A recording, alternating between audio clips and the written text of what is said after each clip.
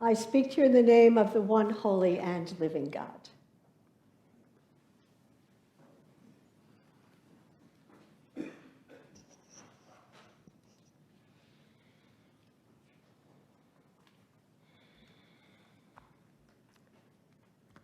When you think about dying, what do you imagine leaving to your heirs?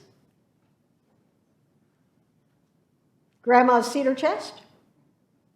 Your classic car or the family cabin? Jewelry? An irrevocable trust? Or perhaps your priceless collection of knickknacks? Well, apparently, when Jesus took stock of his life and his death, he decided to leave his friends a bewildering benefit: peace. Peace. Can you picture Jesus dictating his last will and testament?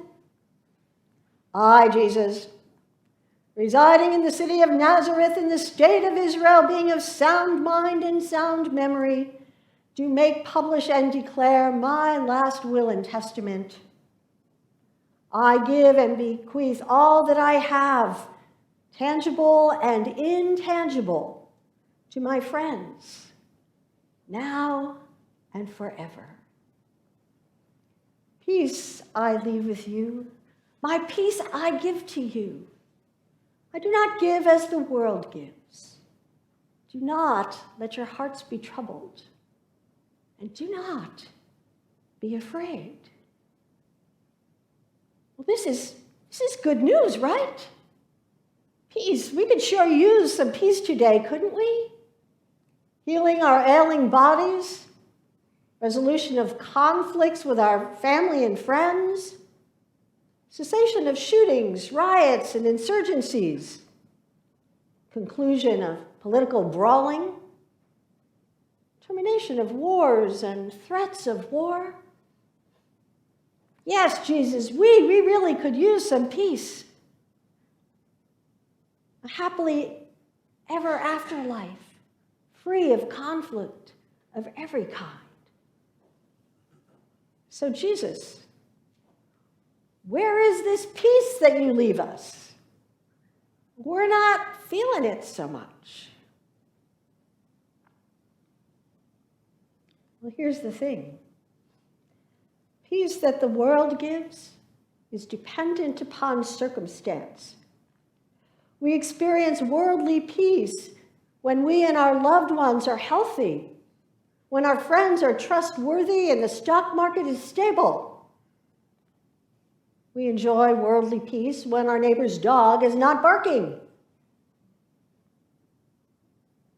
and our computers are working, and no one and nothing is causing us disturbance or inconvenience. And of course, all of these circumstances are subject to change in a heartbeat. So what then happens to our peace? The peace that Jesus leaves us is not as the world. It's not as the world gives. Jesus' peace does not depend on the fickle tides of circumstance, and it does not remove us from trouble or tragedy. Jesus' peace accompanies us as we sort of sail the life's surly seas from the heights of success to the depths of distress.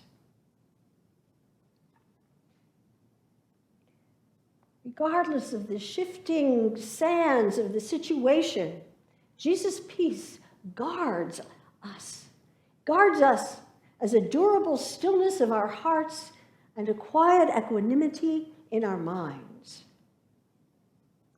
This interior peacefulness of our hearts and our minds, we might also think of as divine consciousness, a divine consciousness that persists regardless of our erratic circumstance.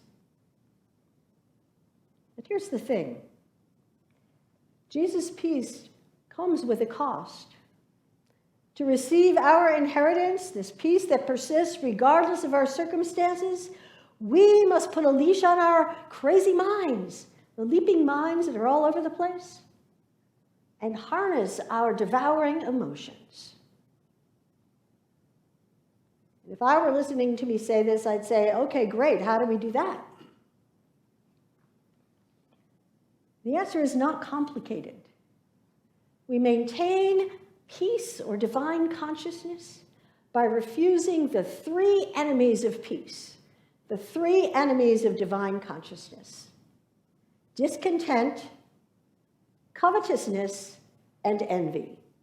Discontent, covetousness, and envy undermine, upset, and destroy our peace. They are the enemies of peace, the stumbling blocks to divine consciousness. You probably remember this incident between Jesus and Peter. It's in Matthew's gospel, in which Jesus begins to show the disciples that he must go to Jerusalem, where he will undergo great suffering, death, and then rise. And Peter takes Jesus aside, and he rebukes Jesus, saying, "God forbid it! This must never happen to you." And what does Jesus say to Peter? "Get behind me, Satan. You are a stumbling block for me.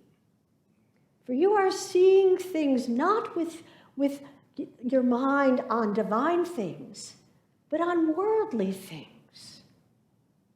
You see, in this teaching tale, Peter is actually representing the voice of discontent. He's not willing to accept reality as it is, and this is the enemy of divine consciousness, of peace. This must never happen to you. You shouldn't be sick. You shouldn't have lost your job. Your loved one shouldn't have died. You shouldn't have to argue with your family members. We shouldn't be at war. There shouldn't be riots. There shouldn't be shootings. And Jesus says, "Get behind me, Satan. Do not be a stumbling block."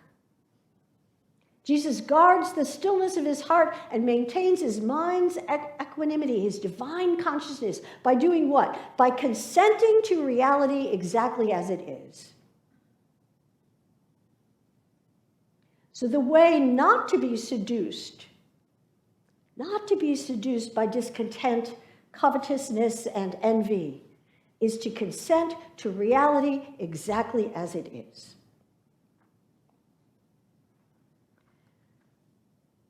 Peace. Peace comes of its own accord when we no longer covet. Peace comes of its own accord when we no longer covet. This bit of Taoist wisdom has served me well for decades. You see, to covet is to crave or begrudge, to want things to be different than they are, to want something that is not. So coveting is the opposite of what we watch Jesus do when he faces persecution, suffering, and death. Being deeply grieved and agitated, Jesus takes Peter, James, and John with him, and what does he do? He goes to Gethsemane, the garden, and then Jesus throws himself on the ground and prays, "My Father, if it is possible, let this cup pass from me." So he's very human. He feels the depth of his distress. And he goes on, "Yet not what I want, but what you want." Consent to reality as it is. Jesus honestly expressed the fullness of his human emotions, and he consents to the present moment. Peace is the consort of consent. Peace is the consort of consent. Writing from prison to the first church he established in Europe, Paul the Apostle is at peace when he pens a letter to the Philippians. Paul wants the people of Philippi, who have supported him from the very beginning of his ministry, to know that even if he is put to death, which is likely to happen, he knows, they should not be concerned. And so he implores them, be anxious for nothing. Be anxious for nothing.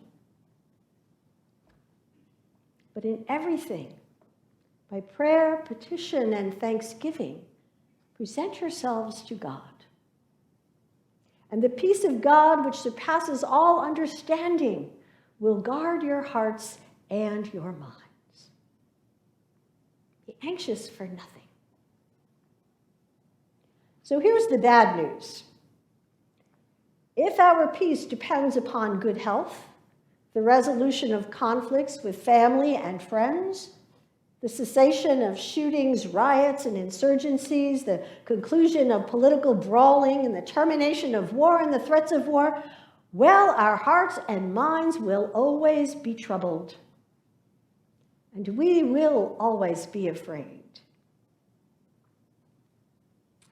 And here's the good news. Paul gives us the key to receiving our full inheritance from Jesus. Be anxious for nothing. Consent to reality as it is.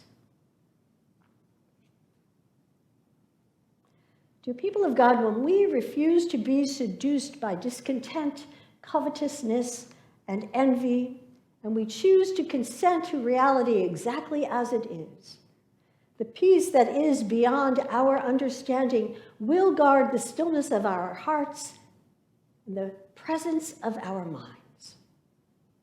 So breathe deeply. Be anxious for nothing. Consent to reality as it is and receive your inheritance. Peace I give to you. My peace I leave with you.